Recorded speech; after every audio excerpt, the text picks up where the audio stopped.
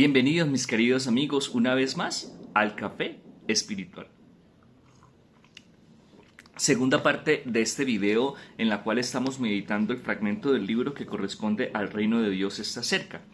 En la predicación de Jesús, el tema central es el reino de Dios o el reinado de Dios, y es presentado como un acontecimiento inminente, o como una realidad ya presente y operante, o como un acontecimiento escatológico. Será también un reino universal destinado a todas las naciones. Les decía en el café, en el video anterior, les recordaba el contexto de la promesa mesiánica profetizada, valga la redundancia, a través de los profetas, y en la cual se nos decía ese Mesías va a instaurar todo.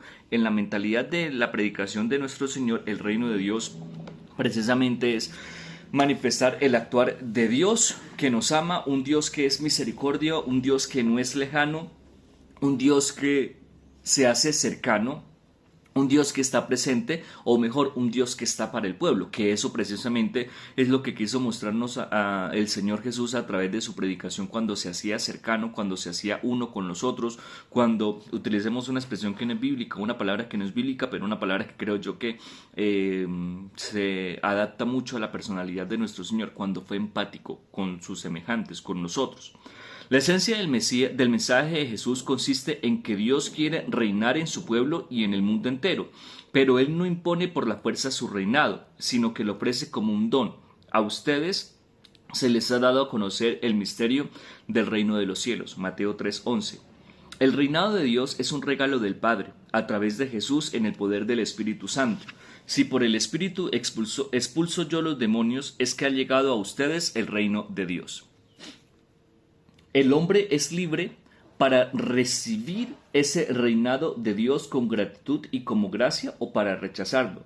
Envió sus siervos a llamar a los invitados, pero no quisieron venir. Mateo 27:2-7. Ya tenemos una característica del reino de Dios. El reino de Dios es libertad, es en libertad, tanto de Dios como del hombre. De Dios para ofrecerlo, porque no obliga a nadie, y del hombre para asumirlo, para aceptarlo o para entrar, porque Dios tampoco pues obliga a que ninguno esté con él. La noción del reino de Dios es muy rica, pero por lo mismo compleja y difícil de sintetizar. El reino es una realidad misteriosa que exige requisitos para entrar en él. Por eso, por una parte, todos están invitados, pero por otra, el reino de Dios es solo de aquellos que lo aceptan con sus exigencias. Una cosa es que Dios quiera que todos nos salvemos, y otra cosa es que la salvación no nos corresponda o no nos exija nada de nuestra parte. Nosotros, ahí sí como la pirinola, todos ponen, tanto Dios pone como nosotros debemos poner. ¿Y cuáles son las exigencias que nos recuerda el autor del libro? El reino de Dios es como una semilla lanzada a la tierra, que puede caer en terreno fértil o en un lugar infecundo. Mateo 13:3-9.